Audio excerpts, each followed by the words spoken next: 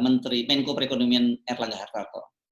Jadi Menko Erlangga mengingatkan jangan turun karena Jakarta ini sedang PSBB. Nih, yang nggak bisa kelihatan nggak apa-apa. Coba ini. Lagi, saya tidak melarang dengan punya hajatan, tapi satu, tetap patuhi protokol kesehatan. Yang kedua, tidak ada hiburan. Tidak ada hiburan. Bayi kembar lah antara undang-undang COVID dan Omnibus Law, iya kan? Kalau bayi terlalu imut, itu aja raksasa kembar gitu, raksasa kembar.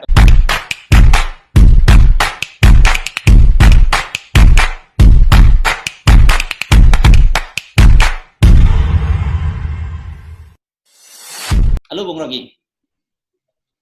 Halo, enak. Iya. Kalau Anda mau ikut demo Omnibus Law bersama dengan para buruh, saya usulkan Anda mendengar nasihat dari Menteri Menko Perekonomian Erlangga Hartarto. Jadi Menko Erlangga mengingatkan jangan turun karena Jakarta ini sedang PSBB. Nah, ini kan luar biasa nih perhatiannya Pak Erlangga ini kepada para buruh nih. Oke. PSBB artinya perintah sehat buat buruh, PSBB. Gitu ya. Ya. Jadi buruh akan berterima kasih. Karena akhirnya diberitahu oleh Erlangga bahwa hanya karena soal COVID itu bisa buruh itu dilarang alasannya. Jadi si buruh akan bilang, oke, seluruh protokol akan kami siapkan itu. Jadi nanti akan jadi begitu lagi. Nah, yang kesulitan sebetulnya adalah petugas keamanan. Karena selalu diperlihatkan bahwa buruh jauh lebih tertib dari partai politik. Kan itu yang terjadi. Jadi buruh akan bilang, ya mending Anda ngaca sendiri deh. Parpol yang justru melanggar etiket dan protokol. Jadi saya kira buruh akan anggap bahwa ya itu oke, terima kasih Pak Erlangga. Tapi sebaiknya Pak Erlangga beresin dulu soal pilkada, karena itu yang justru potensi. Karena orang nggak minta amplop. Buruh itu pasti tertib, karena mereka nggak akan saling nunggu amplop, karena mereka udah selesaikan problem itu. Jadi sekali lagi Erlangga itu nggak ngerti psikologi buruh. Buruh itu sangat tertib karena disiplin organisasi. Yang nggak tertib itu partai politik, karena disiplinnya dikendalikan oleh jumlah amplop yang beredar. Nah, orang kan jadi teringat bagaimana posisi Erlangga Hartarto ketika Gubernur DKI Jakarta Anies Baswedan mau memperlakukan PSBB, yang waktu itu menyebutkan ditarik rem darurat. Kan bagaimana Erlangga Hartarto menentang mati-matian gitu. Nah, tapi kita tiba-tiba mau demo unjuk rasa Omnibus kok dia pakai senjatanya Anies gitu, PSBB. Ini kan lucu sekali. Saya kira Erlangga barusan ketemu Anies tuh dan punya kesepakatan bersama. Khusus buat buruh kita sama ya. Iya. Ini banyak inkonsistensi. Memang kalau waktu di Kalibata misalnya atau waktu di Surabaya kami melakukan deklarasi dan pernawiran ke Kalibata kan alasannya diminta untuk tidak melakukan itu karena protokol COVID gitu. Tapi di satu sisi orang yang unjuk rasa di luar dibiarkan seenaknya aja dan nggak pernah diperingatkan oleh COVID. Ini kan jadi agak masyarakat langsung terbuka melihat secara gamblang ada semacam sikap yang paradok gitu. Iya, ini semua terjadi karena Erlangga, Muldoko segala macam sulit untuk menafsirkan apa sebetulnya yang diinginkan oleh Pak Jokowi. Bahkan terakhir Pak Jokowi bilang COVID hanya bisa diselesaikan dengan ideologi Pancasila tuh. Benar juga itu. Wah, luar biasa itu. Iya. Jadi bagaimana kita mau tahu tuh apa urut-urutannya tuh? Diselesaikan dengan sila pertama misalnya, atau diselesaikan dengan sila keempat, macam-macam kan pengertian itu. Jadi atau saya balik lagi tadi. Kalau dari peras jadi satu sila jadi gotong royong. Ada vaksin namanya Ekasila kalau gitu. Tapi kita yang serius ini soal Omnibus Law ini. Jadi kelihatannya kan sebenarnya apa yang dilakukan oleh Airlangga Hartarto itu macam trik. Saya nggak percaya dia perhatian pada para buruh dan khawatir buruh terkena COVID. Tapi beliau lebih khawatir kalau sampai undang-undang ini tidak jalan. Karena kan kita tahu sejak awal Golkar, dalam hal ini Airlangga, yang punya inisiatif untuk Omnibus Law ini. Ya, jadi tukar tambah udah selesai karena kemarin kan kita menduga bahwa PDIP akan menolak usulan itu karena PDIP menganggap bahwa itu porsi terbesar justru hanya buat Golkar. Demikian juga Gerindra. Tapi yang terjadi Gerindra dan PDIP akhirnya ikut di situ. Itu artinya kesepakatan di belakang meja udah selesai itu. Nah, kita nggak tahu apa nanti ada tambahan baru. Reshuffle. Kan ini reshuffle seminggu lagi. Mestinya di dalam tradisi Jokowi. Ada 2 wamen kan yang jelas disampaikan oleh Jokowi. Ada 2 tambahan wamen di Menteri Akers Trans dan juga Menkop Koperasi. Iya, itu sinyal aja supaya mereka yang masih coba-coba menolak Omnibus Law sebaiknya berpikir karena ada janji wamen itu. Tapi saya nggak percaya karena ngapain wamen itu nggak ada nilainya sebetulnya kan. Mestinya kurangin wamen, ini nambahin wamen itu. Nah, mungkin itu gambaran bahwa nanti di dalam struktur ada nomenklatur baru tuh. Tapi itu janji yang udah nggak ada gunanya sebetulnya tuh karena Omnibus Law pasti akan dipaksakan karena kebutuhan untuk segera mengumpulkan upeti dari konglomerat.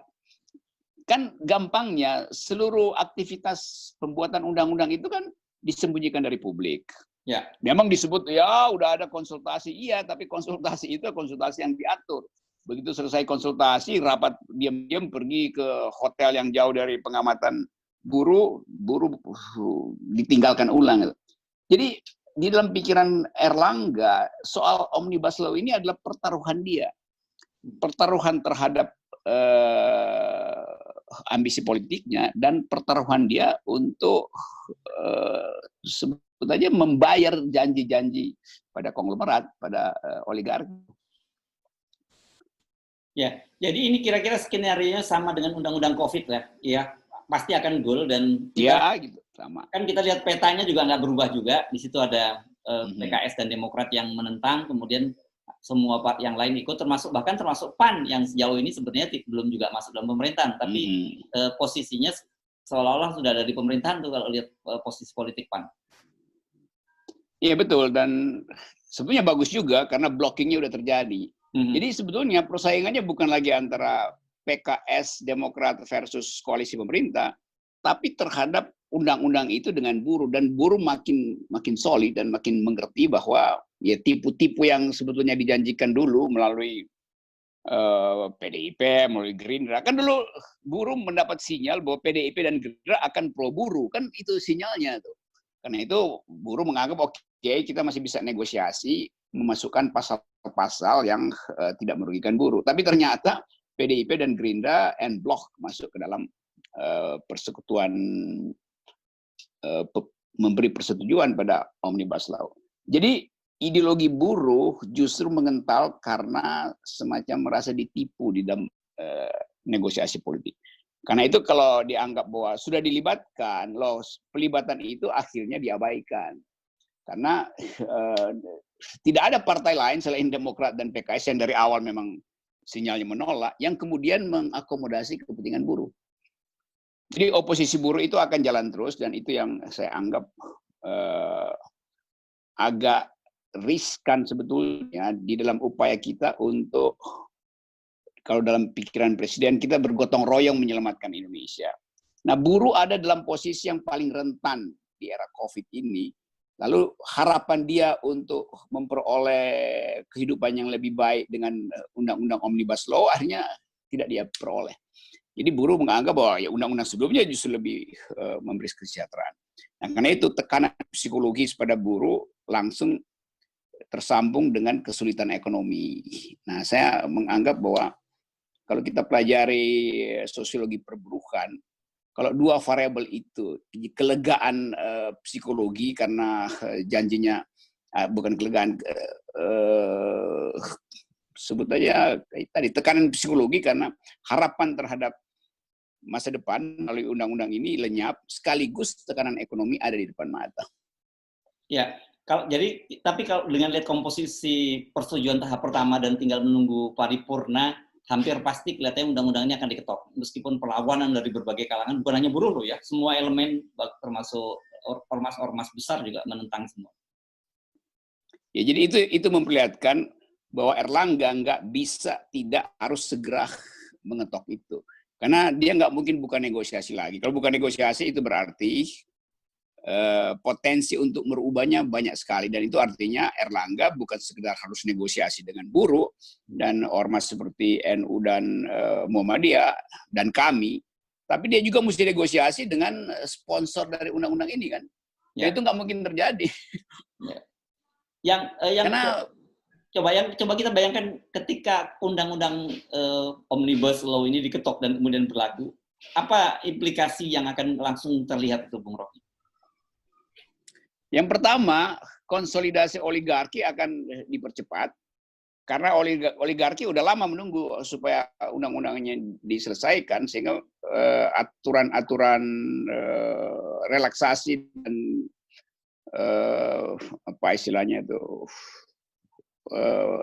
pidana pada dalam soal lingkungan misalnya itu bisa langsung dimasukkan dalam perencanaan korporasi itu. Kan itu yang lagi ditunggu kan. Yang paling berbahaya sebetulnya adalah soal lingkungan yang memang sama sekali pidananya hilang itu. Jadi orang boleh aja suka-suka rusak lalu masuk di dalam problem berikutnya, nanti masyarakat adat juga akan tersingkir segala macam.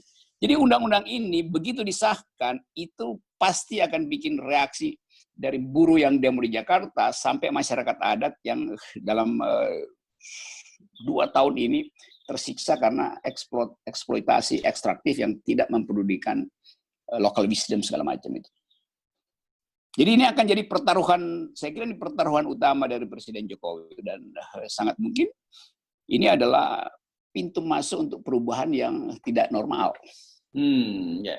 Jadi sebenarnya harusnya Presiden Jokowi menyadari bahwa apa yang dilakukan oleh Erlangga Hartarto dan kemudian partai-partai politik di DPR itu bisa membahayakan posisinya Pak Jokowi sendiri.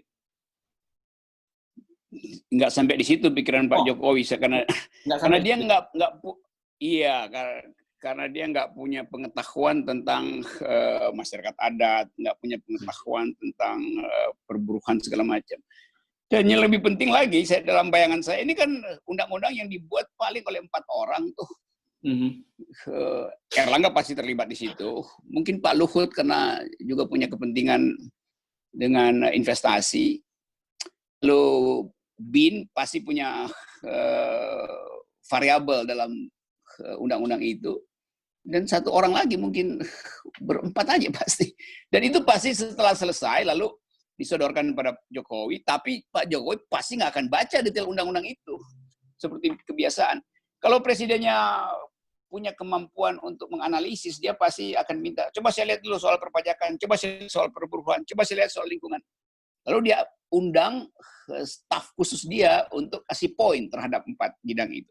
Tapi kelihatannya Jokowi sebagai presiden, ya udah apa yang disodorkan di situ, ya udah dia tutup mata aja, tanda tangan. Ini kira-kira kalau mungkin memberikan gambaran yang mudah pada publik gitu ya, Bung Rocky, undang-undang ini sama dengan undang-undang COVID. Kalau di undang-undang COVID atau undang-undang keuangan negara, tapi enaknya undang-undang COVID tersebut, itu pemerintah bisa melakukan apa saja tanpa ada konsekuensi hukum. Sementara dengan Omnibus Law ini, para pengusaha, para konglomerasi bisa melakukan apa saja juga tanpa khawatir ada konsekuensi hukum, gitu ya? Betul, dan karena itu dia paralel. Jadi nanti pelanggaran di Undang-Undang Omnibus Law ini, kalau itu kebijakan dihasilkan oleh pemerintah dalam upaya misalnya membail out perusahaan-perusahaan besar yang udah kesulitan keuangan, itu juga akan dilakukan berdasarkan Undang-Undang COVID. Jadi COVID akan dipakai sebagai alasan untuk nalangin utang korporasi besar. kan nggak akan ada pidana. Jadi pidananya udah dihilangkan di Undang-Undang COVID dan dianggap bahwa sampai 2022 atau 2022 tidak boleh ada pidana pada kebijakan pemerintah. Jadi pelaksanaan Undang-Undang Omnibus Law ini sanksinya didasarkan pada diskresi pemerintah di Undang-Undang COVID, yaitu jangan ada persoalan. Dan DPR kan akhirnya kan kita anggap bahwa DPR justru yang mengizinkan itu karena nggak ada protes dari DPR.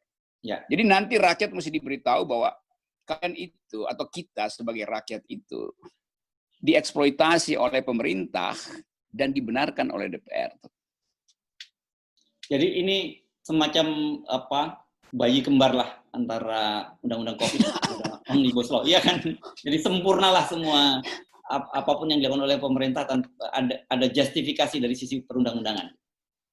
Kalau bayi terlalu imut, itu aja raksasa kembar gitu, raksasa kembar. Ya.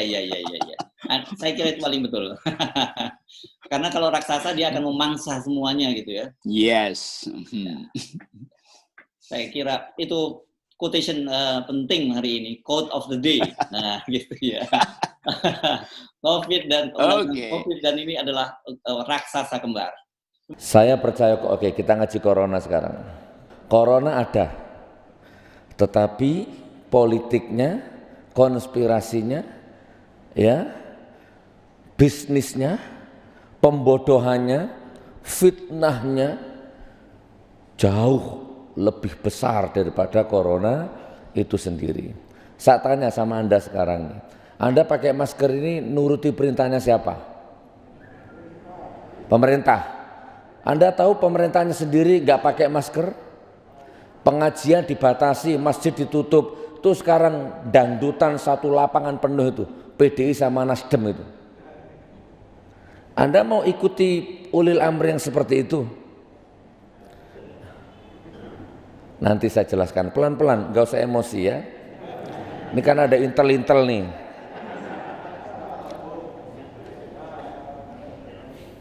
Nah ini sebentar, gak apa-apa kalau yang di belakang gak bisa lihat gak apa-apa. Nanti saya buka semua ya, bismillah. Yang gak bisa kelihatan gak apa-apa.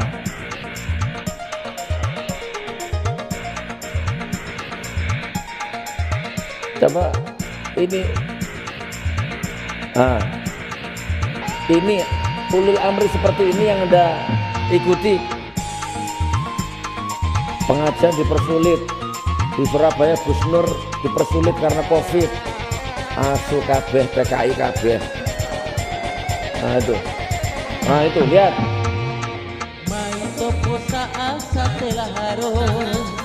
Ayo full lapangan itu, masjid dibatasi, lapangan dibuka, telintel lapor, tidak boleh gini nih.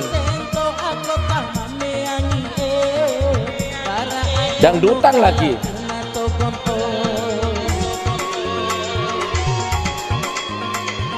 Nah, ulil amri seperti ini yang mau diikuti. Kalau ulil amrinya baik, pemimpinnya baik, jangankan pakai masker, nyungsep ke sumur saya mau. Gus masuk laut, masuk saya Pak. Nyawa saya pertaruhkan. Karena Allah memerintahkan di dalam Al-Quran, taatilah ulil amri. Tenang, masih banyak ini. Nih, ayo di zoom Mas.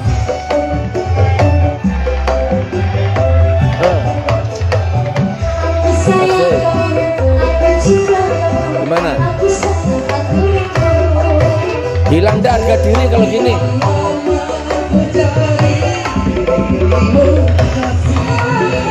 Ini yang Anda percaya, ini yang Anda ikuti.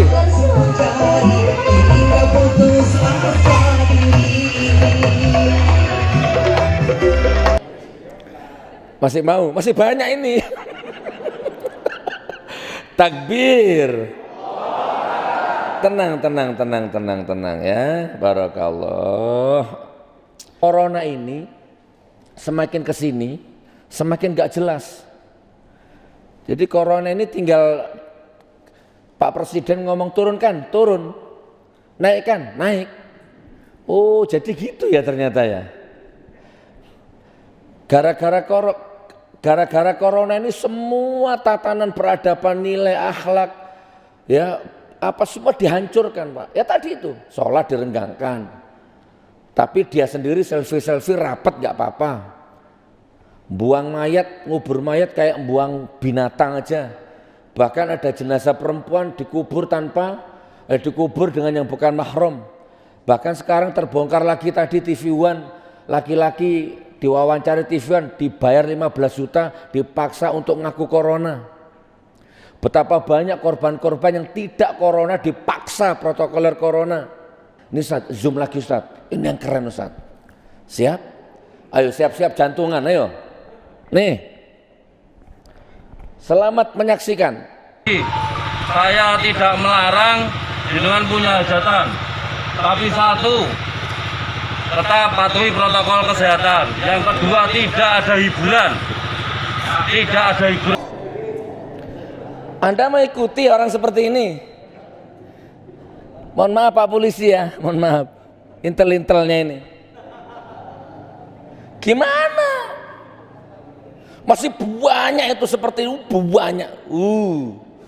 Orang kecil nggak pakai masker disuruh push up, didenda, ditilang. Sementara orang besar kampanye di panggung-panggung terbuka nggak masalah. Laknatullah. Masjid dibatasi, nggak boleh banyak-banyak. Covid. Bandara tetap buka, mall tetap buka. Ini yang saya katakan konspirasinya di sini. Konspirasi elit globalnya di sini.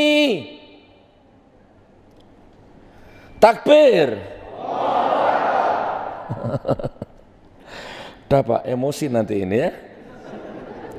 Gimana, setuju enggak?